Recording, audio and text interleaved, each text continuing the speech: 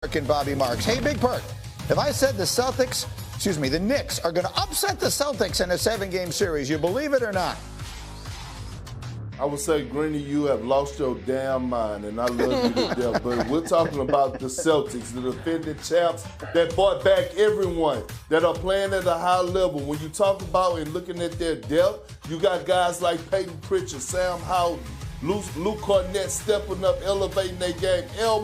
Old man Al Horford had 26 points a few nights ago in the game.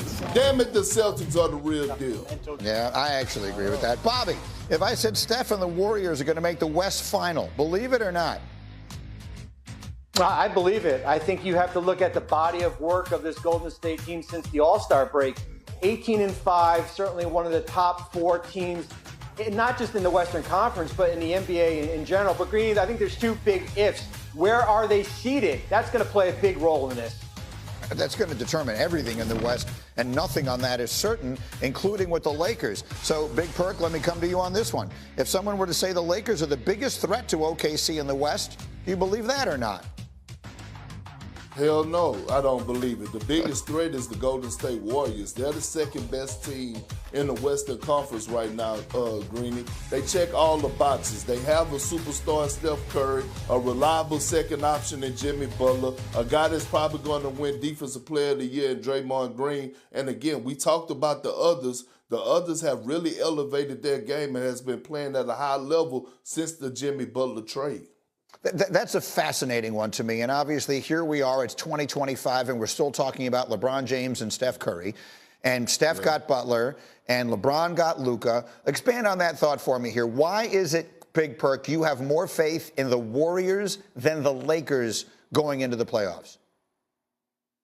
Well, I mean, because the one thing that matters the most, Green, is that defense still win you championships. You can be great offensively, but I just think the athleticism that they have at the wing position is key. You have Podziemski, who's a guy that is real feisty, a real feisty defender. Draymond Green, one of the best defenders we have ever seen. And then now we're witnessing a guy like Jonathan Kuminga come in and lose himself into the squad, being that guy that's picking up 94 feet, one of the most athletic players in the game. And I just look at the way they play and they never switch up of who they are, their defensive identity. And by the way, I didn't even include Jimmy Butler in that conversation just now. We know how special he is on both ends of the floor. So let's go to the other side of it then, Bobby. So we play a game here sometimes called bad game or bad sign, right? A team has a bad night and we say, I want to flip it. I mean, what the Lakers did on Sunday, I was all set to watch that game. And then the first time I checked the score, the Lakers were winning by 25 points on the road at OKC. I know it's just one day. Was that a good game or a good sign for the Lakers, Bobby, in this last week of the season? Well, I think it's more of a good game. I mean, they're not going to shoot, 70% from 3 in a postseason game here.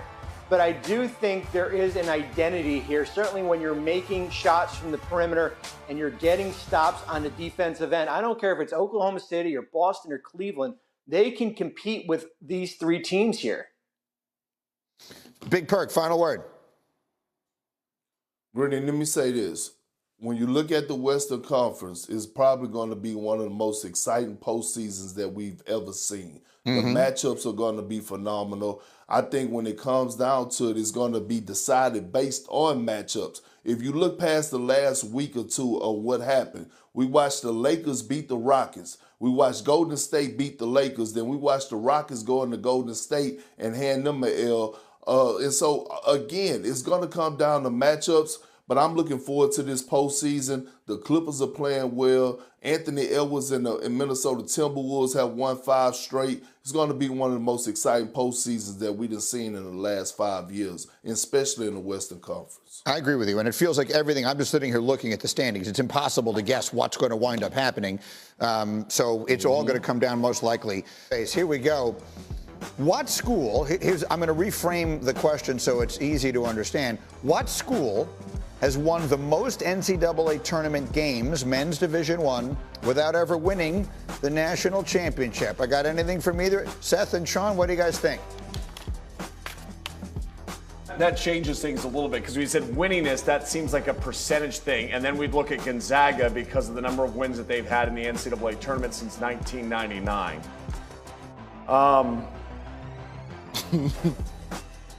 Where are you going to go? I know we're wrong, but we both thought Tennessee. We thought Tennessee. That was the first thing. And Hembo, don't be dancing around like, you just took two guys, sleep deprived. You're asking us a tough question. And you didn't even frame it right. You know how to use the words, Hembo.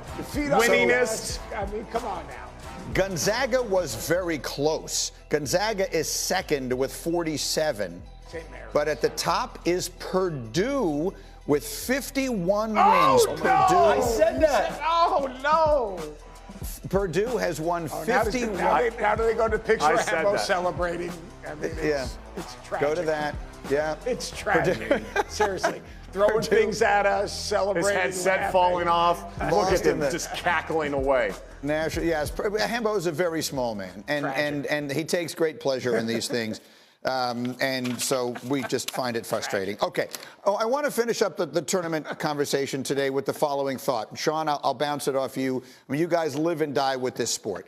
I thought this was an outstanding NCAA tournament. Outstanding. I thought that the quality of play, generally speaking, was as high as I can remember it being in a long time. It'll never be like it was back when guys like Grant Hill were spending 4 years in college. That's not a realistic bar to set. But as compared to what we've seen in recent times, let's call it the last 10 years or so, I thought the level of play was extraordinarily high. Steve Lapis at one point said, this is an NBA game being played with college rules. And while I understand that there are a lot of things to figure out, and I'm not going to pretend I know how to solve them all, the most important thing is how high the quality of play is for me as a fan. And I think if this is an indication of what that's going to be, I like where the game is going. Sean, your thoughts? We bemoan like this whole transfer portal and NIL thing, and we focus far too much on it. The quality of our sport is actually outstanding right now.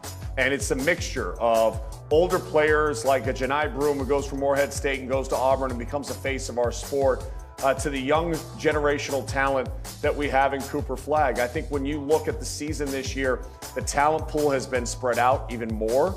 AJ DeBanza would not be going to BYU without NIL. And when we had NIL, everybody said everybody's going to go to Kentucky and Duke. Well, Duke's class is loaded next year. You know who has the #2 recruiting class in the country for next year? Houston. A couple of McDonald's All-Americans going to Kelvin Sampson. I think the quality of our sport is great. I think we've lost some legends that are recognizable people on the sideline. I think we have new coaches like Todd Golden and obviously what Dan Hurley's been able to accomplish for the 2 previous years that are coming up and making names for themselves in this industry. And I think our sport is in great health. I'm really looking forward to next year because the influx of freshmen, talented crop coming in with a lot of guys in the transfer portal that are going to make major differences at a lot of programs. Seth, final word. It's retention, Greeny. It's retention. We're retaining the best players because of the NIL. I mean, that's just the way it is, or pay for play, whatever you want to call it. When you can retain the best players and all of a sudden you have culture creators and you have continuity and all of a sudden now you have an older team, older teams with more maturity, understand what they're doing in terms of what it takes to win. And they can take the young, talented players and actually coach them up and get them to a point where they understand what it takes to win. Now, look, there's going to be a lot of movement within rosters. Roster retention is the most important thing. And if you look at the Final Four, you've seen 2 things. Coach is doing a great job evaluating and getting the right guys in the portal. And most importantly, in this Final Four, we didn't have 1 freshman. It was about retention. Both of these teams retained their best players, and therefore we had the best product. Guys, outstanding. Thank you both for getting up early off a late night last night. It was a great season. It was a great NCAA.